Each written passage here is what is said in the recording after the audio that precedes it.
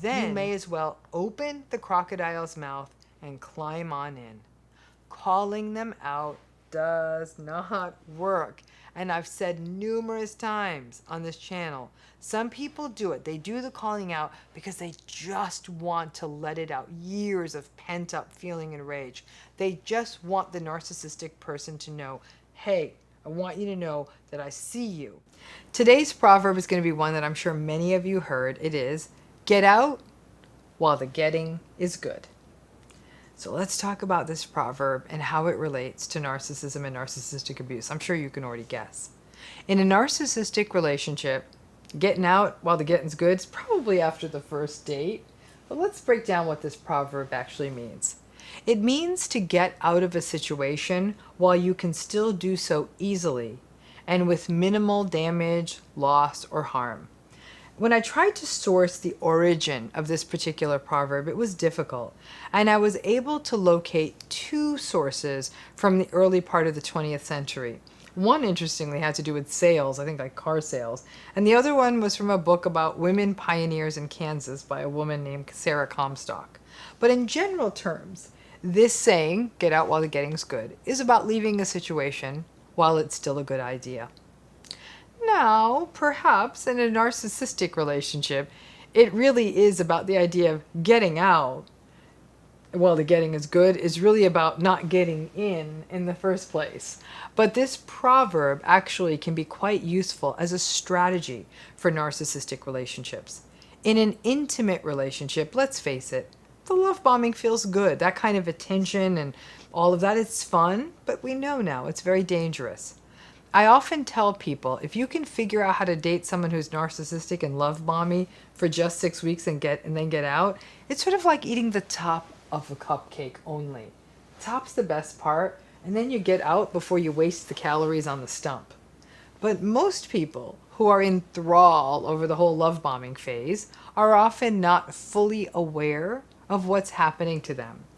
And so they aren't realizing that this love bombing is time limited, and so they don't realize that if they stick it out, not so good. The key, and what this saying really gets at the core of, is to pay attention to the red flags and not justify them. It's interesting. I recently talked with someone who was telling me that about 5 months into a relationship with someone who turned out to be quite narcissistic, 5 months into the relationship, her new partner said something really mean, just mean to her. She was shocked by how mean and toxic it was because until then, the relationship was going really well and she was really enjoying the relationship. There was no way to justify what this person said. It was just so mean. But she did justify it. She said he's a hard-hitting businessman and he's really good at business, and she had brought him a business-related question. So she thought, he's a hard-hitting businessman. That's just him being his business self. And all that meant to me was that both his business self and his personal self were cruel and invalidating. At that point, when he made that comment, that was when the getting out was good, right? Because she had not invested too much of herself into it, and neither had he. Well, she stuck it out. And many years later, when she finally did try to get out, when it wasn't such good getting out, she pinned that moment when he said that mean thing as the moment when the relationship really started slowly going south. And years later, there was a kids and house and the stuff. And at that point, she was mired in a custody battle, divorce, money nightmare. The getting out was no longer so good. The tricky bit is honoring those red flags early. Is that if you are that savvy to see the red flags and start getting out, the narcissist becomes like a dog with a bone with you. When it's still early in the relationship and it's still a game to win for them to win you, if you take on an early red flag and you step away, they aren't going to let that happen. They're going to do things like future fake, be really seductive, tell you what you want to hear, and you need to be made of steel to not fall for what they're saying and believe the false promises and the show personship and all of that. So I know some of you are saying, I saw the red flags, but then after the red flags, they became so convincing in terms of their promises and behavior. Remember that the narcissistic person needs and wants to win. And if you are just in love bombing and haven't gotten to devalue, and you see a red flag and you get out right before devalue, they're really, really, really going to try to win you over and capture you before you can leave them. The other challenge is that after the relationship has gone on for a while, maybe for years, and you try to get out, they don't like that either. As I said before, abandonment is a major trigger for narcissistic people. So if you abandon them, they will react strongly, and it is very uncomfortable for them. Abandonment can mean facing down narcissistic rage and escalation and just general awfulness. So once you are in one of these relationships for too long, the getting is no longer good, because the narcissistic person may make it so psychologically difficult to leave.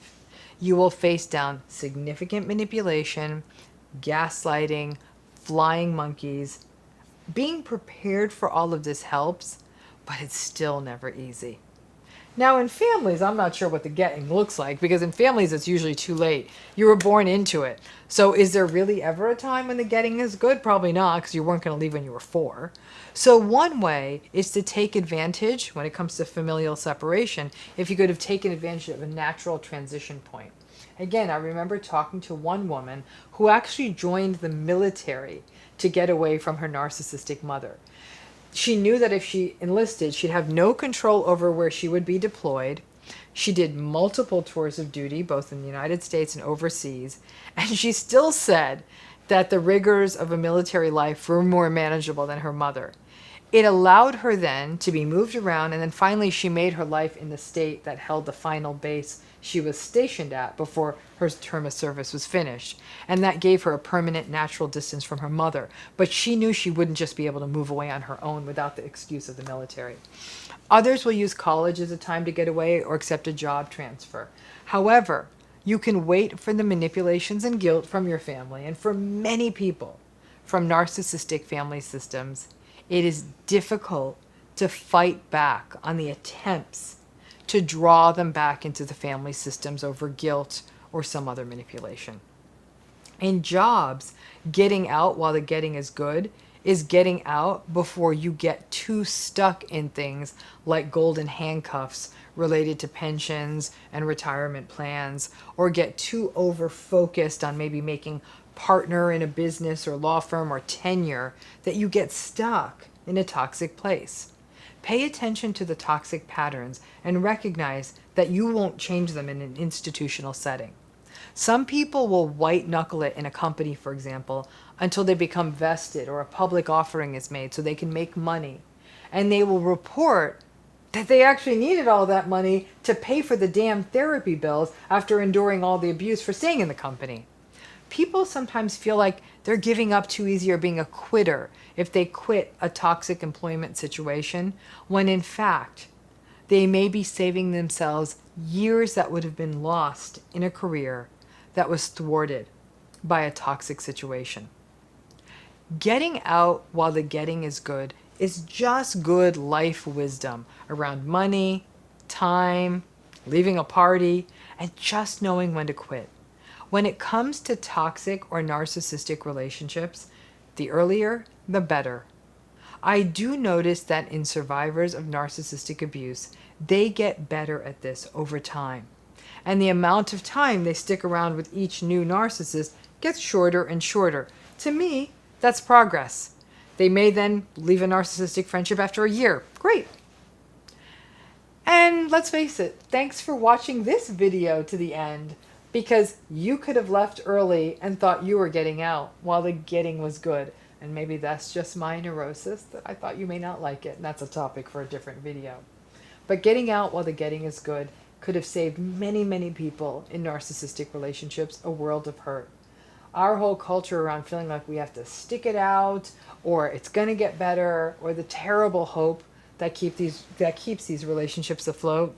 Listen to that old proverb, it doesn't just have to do with money. Well, this one is a favorite of mine. Ready? Do not insult a crocodile while your feet are still in the water. It's a good one, right? This is an African proverb. I actually first became acquainted with it while I was in South Africa, and then I sort of strangely purchased a pencil case with those very words on it, and I still carry that case around in my backpack. I looked at it recently when I pulled it out of my bag, and I thought, wait, I've got to put this proverb in this series. The meaning of this proverb is obvious. You don't want to irritate something or someone dangerous while you are close enough to be harmed. And this clearly has relevance for narcissistic abuse. It is actually a more poetic and lyrical version of something I've talked about before, which is don't call them out, and adding, especially when you are in any kind of proximity to or in a relationship with them. So it goes beyond just don't call them out. It's like don't call them out when you're close enough to still get hurt. Now, when people enter into relationships with narcissists or other high conflict individuals, they assume that they are dealing with a person who acts in a generally healthy manner. Okay. The red flags pop up, most people ignore them, and before long, you look up and recognize that your assumption was wrong, but you aren't sure what to do about it. So for a while, you do what people do in healthy relationships. It's reasonable. You may attempt to communicate, and you may attempt to talk about things, give them feedback, or call them out on stuff when it isn't right. And none of it works. You may try a very popular technique that therapists swear by. You will share your feelings and use I statements. I feel angry. I feel sad. I feel hurt that we aren't spending more time together. Now, unfortunately, if you try that technique with a narcissist, you're either going to get indifference, or they simply don't listen and look up and say distractedly, like, hey, what did you say? Or if they are listening, you will get rage because you activated their discomfort around feelings and emotion. Or you will get contempt because of their disgust around emotion or other people making their needs known. What you will not get is empathy or ownership or them taking responsibility or any kind of progress or a healthy response. And you will likely feel worse after this interaction rather than reaping the benefits of sharing your feelings. You may try to talk with this narcissistic person about life. Try to connect with them. No, that's not going to work either. With narcissistic people, there is something I call the inevitability paradox. The conversation with a narcissistic person will ultimately always go wrong if it goes on long enough, no matter what, because the narcissist's insecurities and feelings of inadequacy go so deep. So without meaning to or fully understanding where all the trigger points are, you will say something that will bring up their shame, and then bam. It will always confuse you because you will think, but wait, the conversation was going so well, we were laughing, and before you know it, you are facing down rage, or they angrily huff off or throw passive-aggressive barbs your way.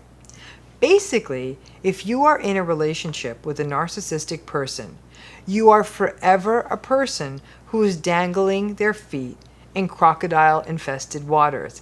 It doesn't even have to come out as an insult, but the narcissistic person will perceive it to be as such. And again, in order to avoid that inevitability paradox, the key is to ensure that you keep the conversation short so you don't get to the point where it goes over the cliff. But God forbid you do the worst thing of all and you poke the crocodile by calling them out, letting them know their shortcomings, or make pointed accusations that paint them in a negative light.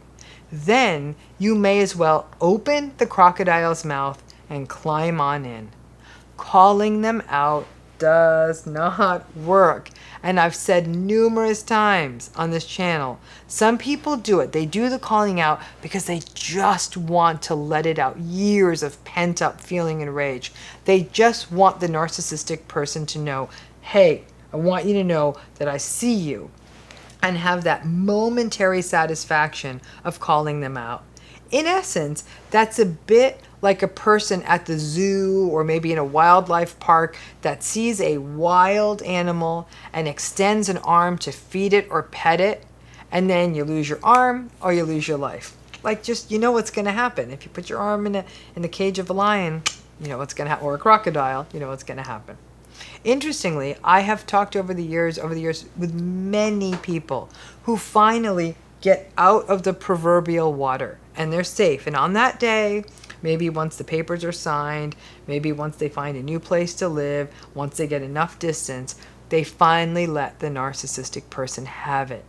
Not because they think they will change, not because they think they will learn, and knowing full well the rage storm that is coming, but to just put their truth out there.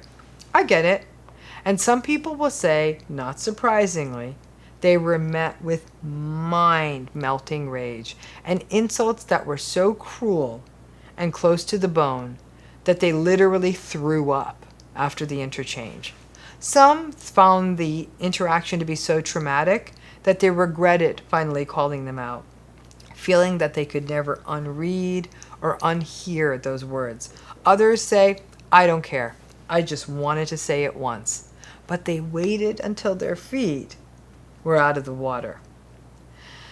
A mistake I see people repeatedly make is to attempt to engage the narcissistic person.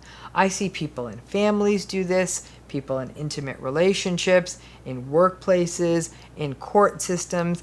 I hear about people hiring mediators and reconciliation experts. Once in a blue moon this works. And maybe it's actually a blue moon that is also an eclipse and a planetary alignment while a unicorn runs by. And maybe when all that's happening at those times, sometimes the narcissistic person will capitulate, usually just to get a lighter penalty, typically not because they've had a meaningful shift. I know this sounds defeatist.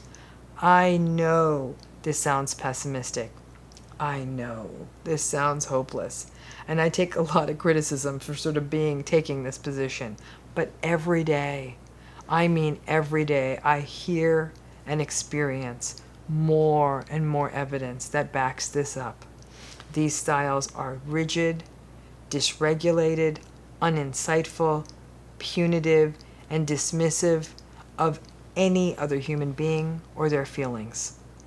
Proverbs are almost always relatively ancient wisdom. Somehow, ancient folks had a better handle on human nature than we do now. Get your feet out of the water, and once you are out of earshot and your feet are also out of the water, you can say what you want to the crocodile or the narcissist, but not a minute sooner. And ideally, just get away. Because the fact is, the crocodile or the narcissist isn't listening anyhow. Barking dogs seldom bite. Like I said, the Proverbs are a reminder that at some level, human beings have known about toxic relationships for a long time and will come up with these sort of pithy sayings to capture it. Now, this proverb has its origins in the 1st century to somebody who was named Quintus Curtius Rufus. Now, it has showed up in many various forms since. It's actually interesting, like I said, to think that as long as there have been human beings, they have been dealing with toxic people or apparently noisy dogs. Now, this is a little bit of an overlap with the video I did on things that narcissistic enablers say, but this proverb gives me an opportunity to go deeper into this barking dog dynamic. This is actually one of those proverbs that is actually wrong when it comes to narcissism and narcissistic abuse. So it has a risk of enabling it, right? The meaning of the proverb, that barking dogs rarely bite. The meaning of the proverb is that when someone is making lots of noise and threats and snarls, that it rarely escalates to harm. So this proverb does become more of an enabling statement than a truth. Now, it's sometimes true when it comes to narcissism. Absolutely, yes. I will acknowledge that sometimes it's true. Some narcissistic people do just like to make lots of noise. Yell, snarl, rage, go on rants on social media, send threatening emails, send threatening text messages, leave threatening phone messages. Now, back in the day, believe it or not, some of them would even mail threatening letters. They leave bad Yelp reviews. All those are the things that the barking dog does. They just make lots of noise. And it can be really scary because it is so unrelenting. They never seem to run out of steam. And so for people on the receiving end, it can be exhausting, traumatizing, unsettling, and make life an unpredictable, unsafe space. Interestingly, the advent of email and other electronic forms and means of communication has actually made this kind of narcissistic abuse about 1,000 times worse. It takes effort to actually take a letter to the mailbox. But despite all of that yelling and raging, it may not escalate into violence, in part because narcissistic people aren't stupid. They may be impulsive, they may be unempathic, but some are careful enough, many in fact are careful enough to not want to go to jail or have a restraining order against them or face the other consequences of violence. However, too often it does escalate. And this is not a bet that anybody wants to be wrong about. Yelling and screaming and sending threats are all forms of violence and aggression. It's not that far to escalate to the next level. The other issue that is raised with narcissistic folks is litigation. They love to sue. The legal system, especially in the United States, is literally designed to support the entitled grievances of narcissistic people. As long as a person has money, and sometimes they don't even need that, they can file a lawyer to file frivolous lawsuits which often go nowhere, but the person on the receiving side does now need to spend money and deal with the stress associated with it. If it's not litigation, it may be other forms of grievances, or it may be defamation and slander, speaking badly about someone to other people in a public manner. When a narcissistic person is frustrated, they feel entitled to reparation and restoration. And the legal system offers lots of those remedies for narcissistic people. Most of us don't have the resources to adequately protect ourselves from a legal onslaught, even if their case is unfounded. It costs who's ever on the receiving side of a narcissist's legal tantrum, it costs them money to fight it. And let's think about the cases that escalate from strong and reactive emotions to psychological and verbal abuse and maybe even violence. Anybody who is in the domestic violence advocacy world knows that the yelling, screaming, insulting, and coercive control are all just earlier stops on a rather dangerous train. And yet, our legal systems, law enforcement, and other methods such as judicial protections via temporary orders of protection or restraining orders are often very, very difficult to get just on the basis of angry words. The system waits for people to be harmed, and then it steps in. And that means some people are lost or harmed because the harm escalates to violence that can cause permanent injury or in some cases death. Now, I have already on this YouTube channel talked about Kiervik and Bushman's research, folks at Ohio State University. They found that narcissism is associated with aggression, all forms of aggression. Escalation is a pretty classical part of all forms of violence and aggression. So what do we do in a world that believes that most barking dogs don't bite? First of all, don't count on other entities to protect you Protect yourself in every which way you can, whether that's alarm systems, safety plans, video cameras, always ensuring your phone is on your person so you can call if a situation escalates and the person has you cornered, documenting everything, not engaging, because what we do know about narcissism is that provocation increases the likelihood of escalated aggression. Do what you can to get away from the barking dog. Documentation can help you get better legal and judicial protections as needed. So many people want to fall back on the idea that the narcissist's bark is worse than their bite. You can go to the enabling series to hear that one. But this belief has had tragic and expensive consequences for too many people. All narcissists bark, not all bite, but lots do, especially if they feel wronged, hurt, abandoned, persecuted, or if you engage with them. So barking dogs, I guess especially if they are narcissistic dogs or people, often do bite. Pet them accordingly. You can take a horse to water, but you can't make them drink. We've all heard this one, and apparently it's about 800 years old. So people have obviously been observing this phenomenon for a while. We all know what it means, right? You can get the horse to the water hole, but even if you put its head down to the water, you cannot compel it to drink. And it applies even more so to human beings. You can bring them most of the way on anything, but you cannot compel them to behave the way you want or engage the way you need them to once you get them there. And I got to tell you, the horse to water thing probably has more applicability to human beings than you know. And I can say that particularly as a therapist. People may get into, for example, substance use rehab and go through the motions and either find a way to get drugs or alcohol while they're even in the rehab center or relapse the day that they leave. People may be forced to go into an anger management program after a road rage or a domestic violence incident and then just jump through the hoops and fill out the forms to avoid a bigger penalty, but remain rageful and angry and abusive. And as always, let's bring this proverb into the realm of narcissistic abuse. Because in both the case of those who have been through narcissistic abuse and for the narcissistic people themselves, this proverb actually has applicability. So let's start with the people who are narcissistic. The big future faked hope is that they will go to therapy or follow up on going to therapy, and then once they're in therapy, that they will get it or understand it or change. And that applies to whether it's individual therapy or couples therapy. Now, I'd love it if some of you watching could drop a comment if you had hope for this kind of a hope for the narcissistic person in your life.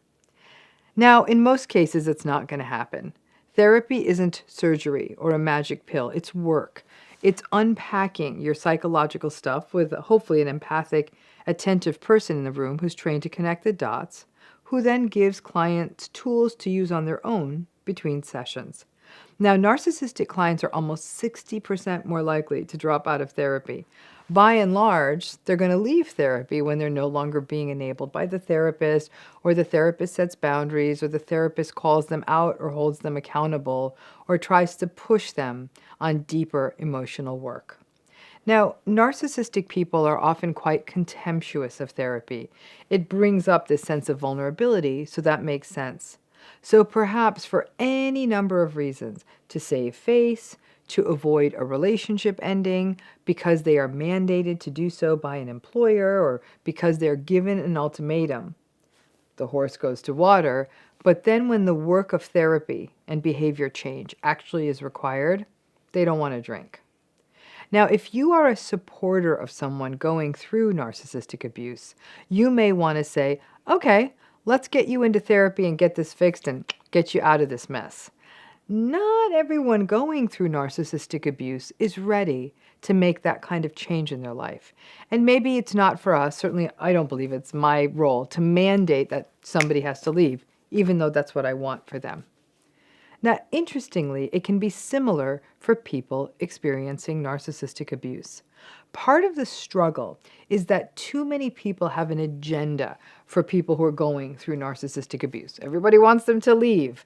Listen, I'm the first to say that in an ideal world, you no longer have to spend another minute with a narcissistic person.